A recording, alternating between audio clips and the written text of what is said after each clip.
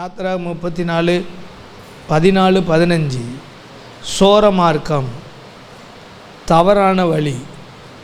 சோர மார்க்கம் விக்கிரகமாய் கடவுளாய் மாறுகிறது. தப்பான வழியில் போகிற ஒருத்தன், தப்பான ரூட்டில் போகிற, மார்க்கம்னா வழி, ரூட்டு, ராங் ரூட். நான் இதை உங்களுக்கு தைரியமாக சொல்கிறேன். அங்கே விபச்சாரத்தை குறித்து தான் சொல்லப்பட்டிருக்கு. சோர மார்க்கம்னா ஆங்கிலத்தில் அது எப்படி போட்டிருக்குன்னா, for those shall worship no other god. 15 இருக்குன்னு நினைக்கிறேன். வேறு கடவுளை நீ வணங்காத. அது என்ன அப்படின்னு சொன்னால்,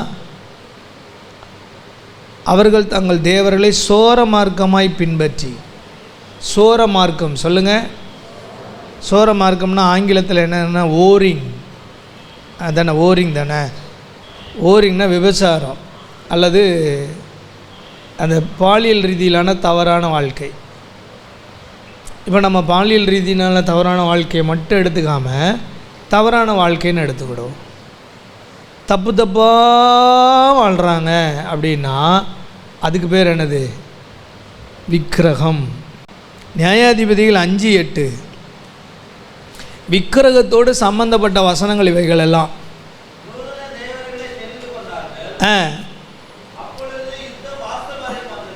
நூதன தேவர்கள் யுத்தம் ரெண்டத்தையும் கம்பேர் பண்ணிக்கங்க. சண்டை போடுறது என்ன சொல்லுங்கள்?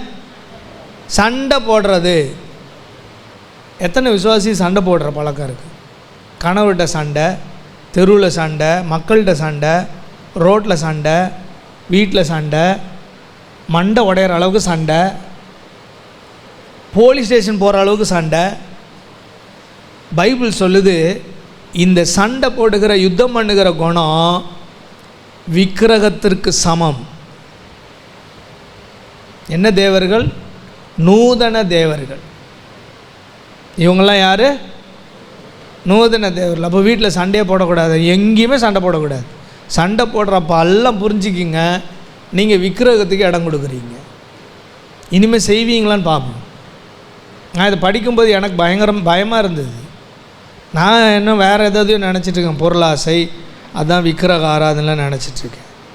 என்னாகுமோ 25:11 நீங்கள் ரொம்ப கட்டாயமாக நோட் பண்ணிக்கணும். பக்தி வைராக்கியத்தோட பினகாஸ் என்கிறவன் இருந்தான். ஆங்கில வேதாகமத்தில் ஒரு வரி சொல்லுது, he refused to tolerate the worship of any god but me. என்னை தவிர வேறு எந்த கடவுளையும் வணங்குவதையும் அவன் பொறுத்து கொள்ள மறுத்து விட்டான். ஆங்கிலத்தில் இருக்கிறத அப்படியே டிரான்ஸ்லேஷன் பண்ணுறேன். அதில் இங்கே எப்படி போட்டிருக்குதுன்னா, என் நிமித்தம் அவர்கள் நடுவில் பக்தி வைராக்கியம் காண்பித்ததினால் அப்படின்னு இங்கே டிரான்ஸ்லேஷன் போட்டிருக்கு. ஆங்கிலத்தில் அது எப்படி சொல்லுதுன்னா, while he was zealous for my sake among them. அவனுக்கு என்ன தவிர வேறு யாரையாவது வணங்கினாங்கன்னா அவன் ஏற்றுக்கொள்ளவே மாட்டேங்கிறான். அங்கே என்ன நடந்தது சொல்லுங்கள்? ஹலோ தம்பிமாருங்க சொல்லுங்கள். பினகாசை பற்றி நீங்களாம் தெரிஞ்சிருக்க வேண்டிய ஆள் அவன். மோவாப் தேசத்தில் அழகழகான பெண்களை இஸ்ரவேல் ஜனங்களுடைய கோத்திரத்துக்குள்ளே அனுப்பி விபச்சாரம் செய்ய வச்சுட்டாங்க. யார்? பிளேயாம் சொன்ன ஆலோசனை அது. இந்த பாரு, கிறிஸ்தவங்களை, இஸ்ரவேல் ஜனங்களை அழிக்க முடியாது. தேவனை மீறி ஒருத்தனும் அவங்கள தொட முடியாது. தேவனே கோவப்பட்டு அழிச்சாதான். தேவன் கோவப்படணுன்னா அவனுக்கு பாவம் செஞ்சால் போதும், ஆண்டவருக்கே கோவம் வந்துடும், போட்டு தள்ளிடுவார். ஆண்டவர் கோவம் வரணுன்னா என்ன பண்ணணும்?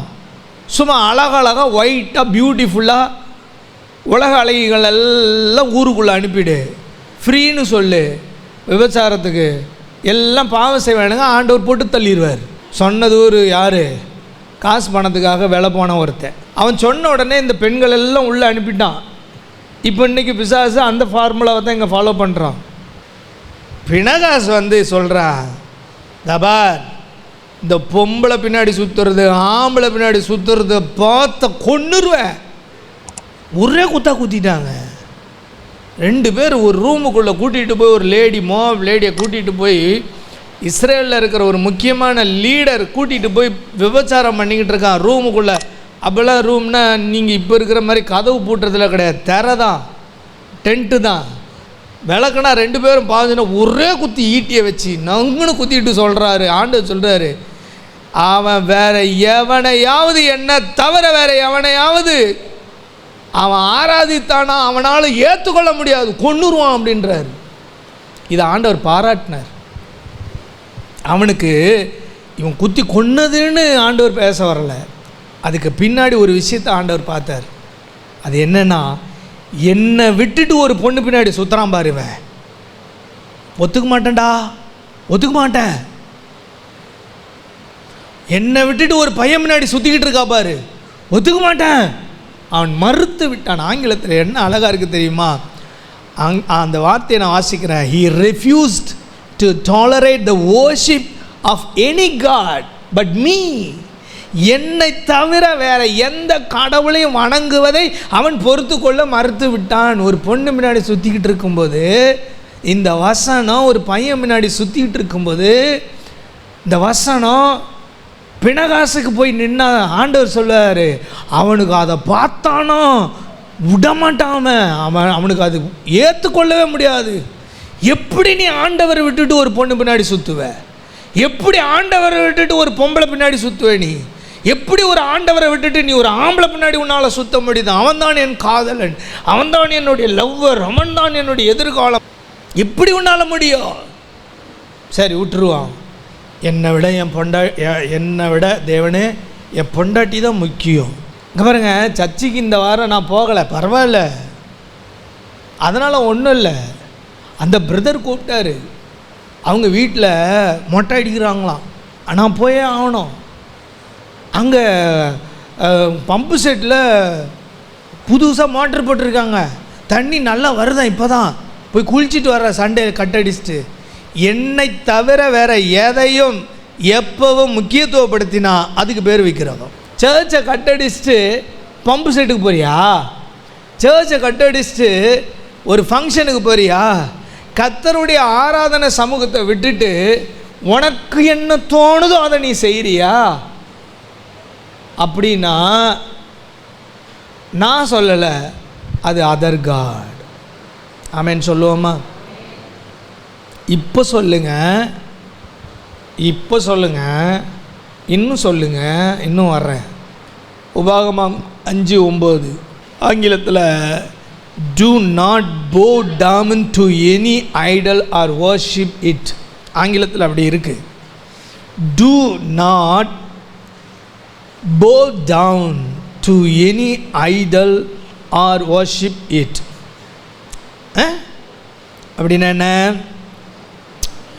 பைபிளில் இருக்குது பாருங்கள், அந்த வசனத்தில் என்னை பகைக்கிறவர்கள், சொல்லுங்கள், பகைக்கிறவர்கள் சொல்லுங்கள்.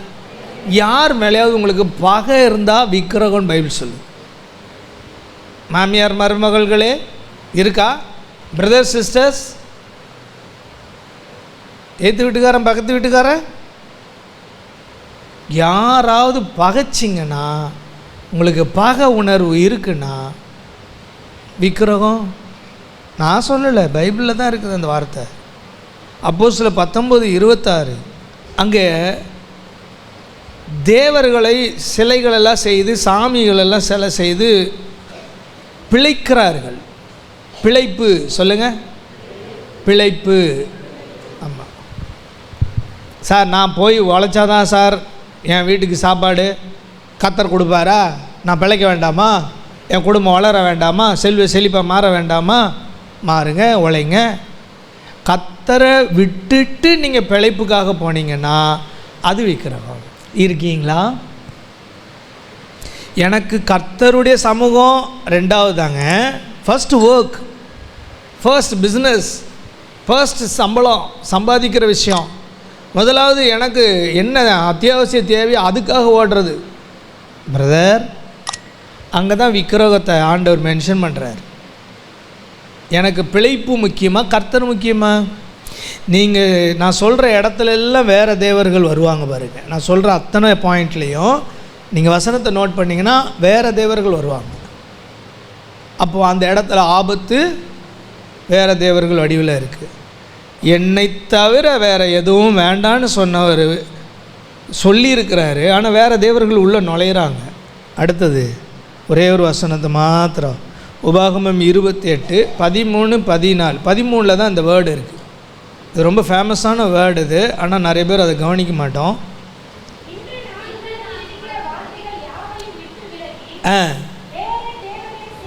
போதுங்க, இந்த இடத்துல கவனிங்க, 2 வேர்டு இருக்குது. வேற தேவர் என் வார்த்தைகளை விட்டு. சொல்லுங்கள், வேற தேவர் என் வார்த்தைகளை விட்டு. பக்கத்தில் பார்த்து சொல்லுங்கள், வேற தேவர்கள் கர்த்தருடைய வார்த்தையை விட்டு. அவ்வளோதான். கர்த்தருடைய வார்த்தையை நீ விட்டின்னா அது வேறு தேவர்களை அங்கே மென்ஷன் பண்ணிடும். வேறு தேவர் எது? அதர் காட் எது? கர்த்தரை தவிர வேற ஒரு கடவுள் இருக்கிற அந்த கடவுள் எது? கர்த்தருடைய வார்த்தையை விடுவது. அவர் பிரசங்கம் பண்ணுவார், அவர் வேத வசனத்தை எழுதி கொடுத்துருக்காரு, அதிலெல்லாம் யார் கடைப்பிடிப்பா? அவர் பேசுவார். பாஸ்டருக்கு என்ன வேறு வேலை இல்லை, பிரசங்கியாருக்கு என்ன வேறு வேலை இல்லை, அவர் பேசுவார். அதெல்லாம் நான் கடைப்பிடிக்க முடியுமா? வேற கடவுள். எப்போ நீ கர்த்தருடைய வார்த்தையை விடுறியோ அந்த விடுறது தான் வேற கடவுள். கர்த்தருடைய வார்த்தையை கடைப்பிடிக்கிறது தேவனை சேவிக்கிறது, கர்த்தருடைய வார்த்தையை விடுவது வேறே தேவர் வேறே கடவுளை சேவிக்கிறது. போதுமா இல்லை இன்னும் வேணுமா? இப்போ சொல்லுங்கள், என்னென்ன சொன்னேன்? வேறு சிந்தை, நான் ரொம்ப தியாகி, அறிவு இருமாப்பு, சோர மார்க்கம், தவறான பாதை, சண்டை போடுதல், என்னை தவிர வேறு ஆள், லவ், காதல், கத்திரிக்காய், குப்பை, கழுதல், பகை, பிழைப்பு, வார்த்தையை விட்டு விலகுது. 2வது அவர் சொல்கிறாரு, அவர்கள் வேறு தேவரை நம்பலை. ஓகே, வேறு தேவர்கள் பக்கம் போகல. இப்போ இதெல்லாத்தையும் தூக்கி போட்டுருவோம். இனிமேல் வேண்டாம், நான் சொன்ன அத்தனை பாயிண்ட்டு தூக்கி போட்டுடலாம். வேணாம் ஆண்டவரே, அந்த வேறு தேவர் வேண்டாம், நீ ஒருத்தர் மட்டும் போதும். அதுக்கப்புறம் சொல்லார், அவரையே நம்பி. சொல்லுங்கள், இது ரொம்ப நல்ல ஒரு வசனம். எபிரேயர் 11:13 வாசிங்க.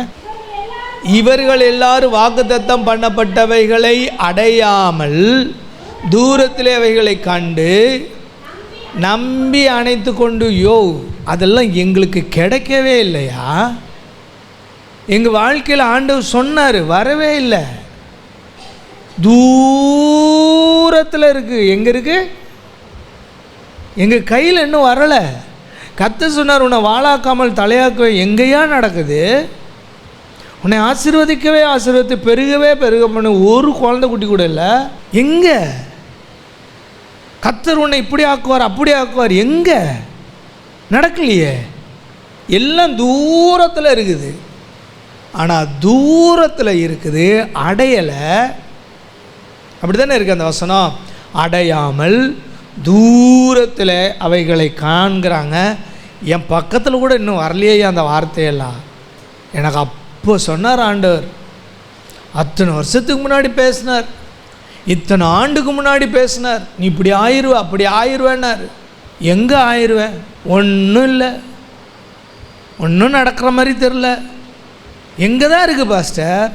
ஜெபமணி வெறுத்து போயிட்டேன் பாஸ்டர். நடக்குமா நடக்காதா பாஸ்டர்?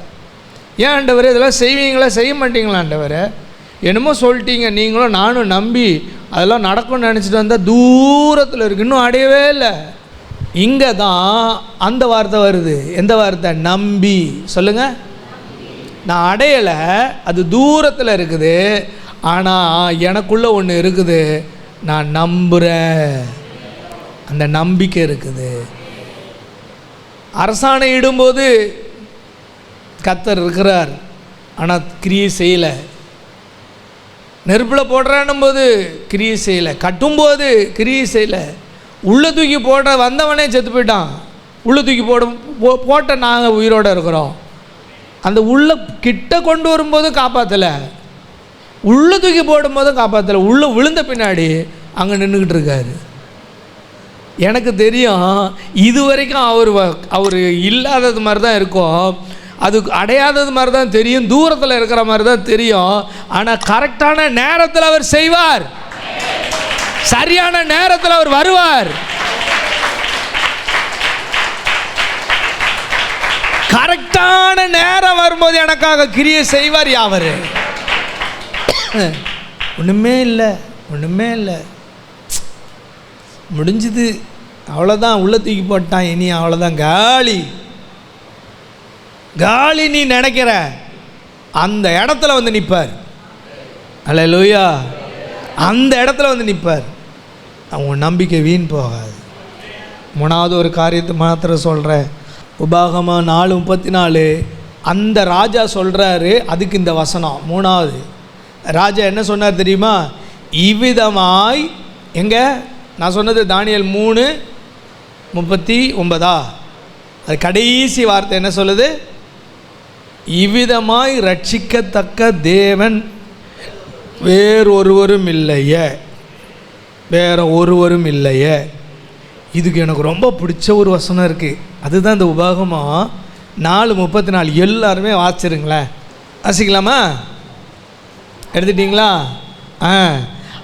அல்லது உங்கள் தேவனாகிய கர்த்தர் எகிப்திலே உங்கள் கண்களுக்கு முன்பாக உங்களுக்கு செய்தபடியெல்லாம் தேவன் அந்நிய ஜாதிகளின் நடுவிலிருந்து ஒரு ஜனத்தை சோதனைகளினாலும் அடையாளங்களினாலும் அற்புதங்களினாலும் யுத்தத்தினாலும் வல்லமையுள்ள கரத்தினாலும் ஓங்கிய புயத்தினாலும் மகாபயங்கரமான செயல்களினாலும் தமக்கென்று தெரிந்து கொள்ள வகை பண்ணினது உண்டோ என்று நீ விசாரித்து பார். கையை தட்டுங்களேன். இது புரியாது, படிக்கும்போது புரியாது. நான் கொஞ்சம் ஒரு 2 நிமிஷத்தில் உங்களுக்கு அதை சொல்கிறேன்.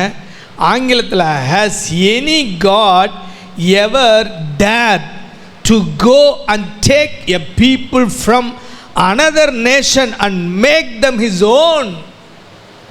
ஆங்கிலத்தில் ஒரு பைபிள் டிரான்ஸ்லேஷனில் இப்படி போட்டிருக்கு. அப்படின்னா என்னென்னா, எகிப்தில் உங்கள் தேவனாகிய கர்த்தர் உங்களுக்காக செய்தது போல வேறொரு தேசத்திலிருந்து ஒரு ஜனத்தை எடுத்து தனக்கென்று ஆக்கி கொள்ள எந்த தேவனாவது துணிந்தது உண்டா? அப்போது இப்படி துணிகிற அந்த ஆங்கிலம்தான் எனக்கு ரொம்ப பிடிச்சிருந்த அந்த வேர்டு. எகிப்தில் உங்கள் தேவனாகிய கர்த்தர் உங்களுக்காக செய்தது போல வேறொரு தேசத்திலிருந்து ஒரு ஜனத்தை எடுத்து தனக்கென்று ஆக்கி கொள்ள எந்த தேவனாவது துணிந்தது உண்டா? ஏப்பா, எகிப்தில் நீங்கள் மோசமான நிலைமையில் இருந்தீங்களோ, உங்களை வெளியில் கொண்டு வந்தது மாதிரி என்ன அற்புதம் செஞ்சார்? 10 வகையான வாதம் அது இதுன்னு எல்லாத்தையும் செஞ்சுட்டு கொண்டு வந்து, இதே மாதிரி வேறு எங்கேயாவது நாட்டில் வேறு ஏதாவது சாமி செஞ்சுருக்கா? அப்படியும் அதில் எடுத்துக்கணும். வேறு யாரும் அப்படி செஞ்சதே இல்லை சாமி, இந்த சாமி மட்டும்தான் அப்படி செஞ்சுது.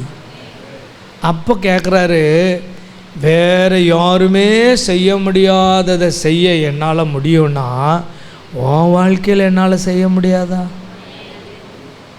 உன் வாழ்க்கையில் நான் இந்த அற்புதத்தை நிறைவேற்ற முடியாதா?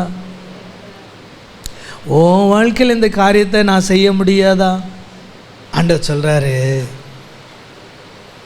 அந்த 3 பேர் என்னை நம்பினானுங்களாப்பா, வேறு எவனுக்குமே செய்யாததான் அவனுங்களுக்கு செஞ்சனா.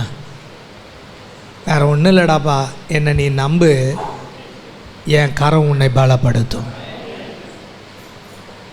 நான் உன்னை ஸ்ட்ரென்தன் பண்ணுவேன். உன் வாழ்க்கை வேறு எந்த கடவுளும் செய்ய முடியாத அவ்வளவு துணிந்து செய்த ஒரு தேவனை பின்பற்றுகிற வாழ்க்கை உன் வாழ்க்கை. உன் வாழ்க்கையில் இந்த விக்கிரகத்தை அப்புறப்படுத்து. 2 கை உயர்த்துங்க. ஆண்டவரே, விக்கிரகத்தை என் வாழ்க்கையிலிருந்து அப்புறப்படுத்துவதற்கு தீர்மானிக்கிறேன். வேறே தேவர்கள் வேண்டாம், நீர் ஒருவரே என்னுடைய தேவனாயிருந்து என்னை நடத்தும். நீர் ஒருவர் மாத்திரமே எனக்கு தேவனாயிருப்பீராக. நான் விக்கிரகங்களையும் வேறு தெய்வங்களையும் என்னுடைய வாழ்க்கையிலிருந்து அப்புறப்படுத்தி விடுவதற்கு கிருபை தாருமே.